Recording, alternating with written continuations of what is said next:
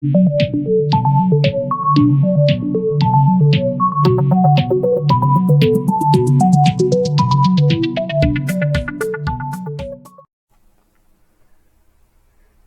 eu sou a Emanuela, bolsista do Programa de Ensino Tutorial Petroelétrica UFPB, e esta aula é a última aula sobre potencial elétrico. Hoje nós vamos resolver as questões 51 e 65 do capítulo 24 do livro Fundamentos da Física do Halliday, 10ª edição. Questão 51. No retângulo ao lado, os comprimentos dos lados são 5 cm e 15 cm, em que Q1 vale menos 5 microcoulombs e Q2 vale 2 microcoulombs. Considerando V igual a zero no infinito, determine A, o potencial no vértice A, e B, o potencial no vértice B. Bom, como a gente já viu em aulas anteriores, acredito que na aula 1 sobre o capítulo 24, a gente pode calcular o potencial resultante em um ponto, somando as contribuições particulares do potencial gerado por cargas únicas, separadamente, pelo princípio de sobreposição. Então, o valor do potencial no ponto A é igual a 1 sobre 4πε0 vezes o somatório do potencial gerado por cada carga. Q1 sobre a distância de Q1 até esse ponto e Q2 mais Q2 sobre a distância de Q2 até aquele ponto. No ponto A, a gente tem o seguinte: a gente tem que VA é igual a 1 sobre 4πε0 vezes a soma das contribuições de cada carga. Para a carga Q1 vale menos 5 microcoulombs e ela está a 15 centímetros do ponto A, ou seja, 15 vezes 10 a menos 2 metros. E a carga Q2 aqui, que vale 2 microcoulombs, está a 5 centímetros, que é o lado menor do retângulo, do ponto do vértice A. Então, 5 vezes 10 a menos 2. Fazendo esse cálculo, a gente tem que o potencial no ponto A é igual a 6 vezes 10 a quarta volts. Já no ponto B, a carga Q1 está mais próxima do ponto B e a carga Q2 está mais distante. Então, a gente tem que a carga Q1 menos 5 microcoulombs sobre 5 centímetros, 5 vezes 10 a menos 2, mais a contribuição da carga Q2, que é 2 microcoulombs, a uma distância de 15 centímetros do vértice B. Fazendo esses cálculos, a gente tem então que o potencial no ponto B, devido às duas cargas, é de menos 7,8 vezes 10 a quinta volts. Letra C. Determine então o trabalho necessário para deslocar uma carga, chamada Q3, de 3 microcoulombs, de B para A ao longo da diagonal do retângulo. E D, esse trabalho faz a energia potencial elétrica do sistema de 3 partículas aumentar ou diminuir.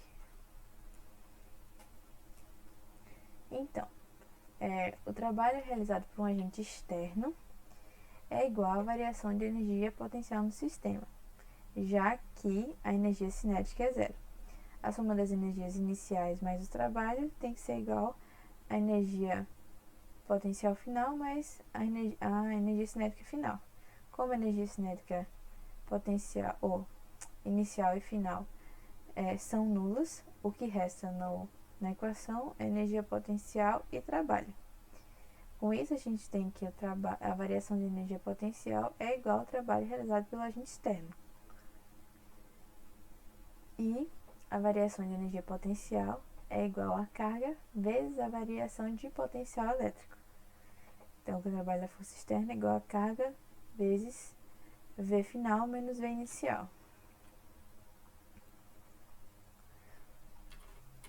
Então, o trabalho realizado para pegar uma carga, deslocá-la do ponto B até o ponto A, ou seja, o ponto A é o ponto final, VA é o ponto final e VB é o ponto inicial, é igual a carga, 3 vezes 10 a menos 6, vezes o potencial em A, menos o potencial em B. Como o potencial em B a gente viu que é negativo, então, menos com menos, mais. Fazendo esses cálculos, então, o trabalho que necessário para deslocar essa carga é de 2,5 joules.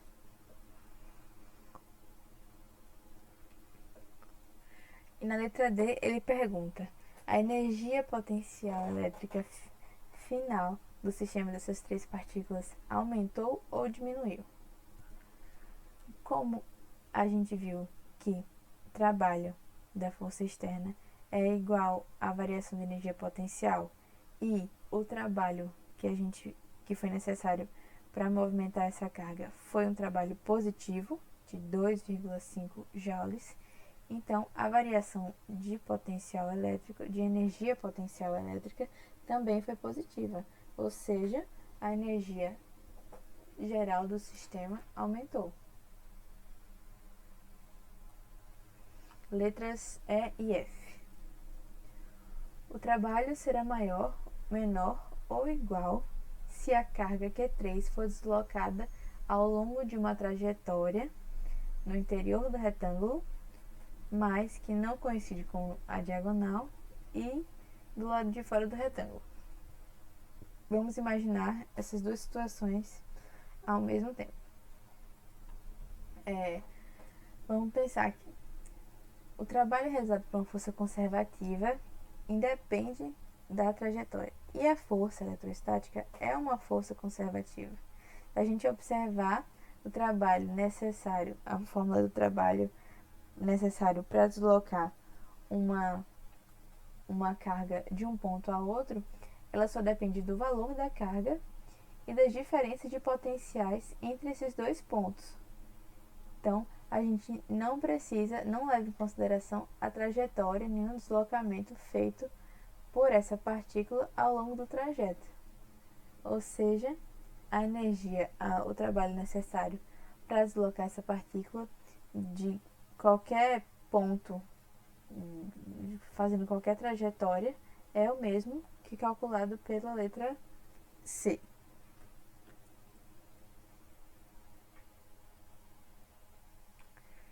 Questão 65.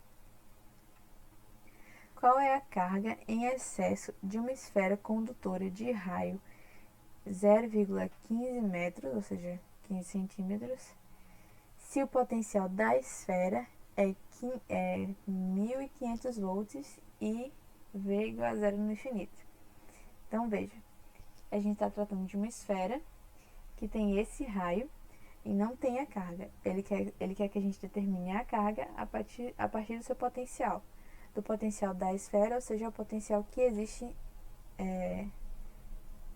na esfera. A gente vai entender como está posicionado esse potencial na esfera. Vamos lá. Em equilíbrio, toda a carga em excesso do condutor está concentrada na superfície externa desse condutor.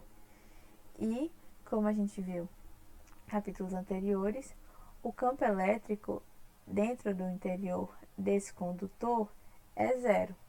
Então, quando a gente volta para aquela equação de variação de potencial elétrico é igual a integral de E ds, o E, isso dentro da esfera, passei sem querer, o E dentro da esfera, o campo elétrico dentro da esfera é nulo.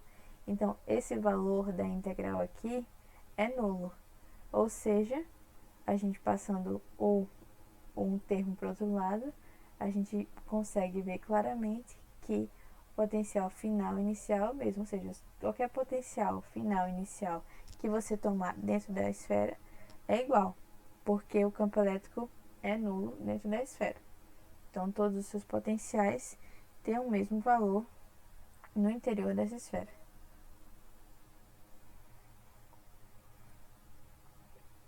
De novo. E também a gente observa que a carga de uma esfera se comporta para pontos externos como se ela tivesse concentrada no centro da casca. Como a gente vê aqui no gráfico de potencial por deslocamento aqui, distância do centro do centro da esfera, potencial em constante dentro da esfera e decai à medida que o ponto se distancia do centro da esfera. E no ponto de limiar aqui, que é o ponto externo de tamanho R, o raio da esfera, a gente pode calcular usando o mesmo princípio de potencial elétrico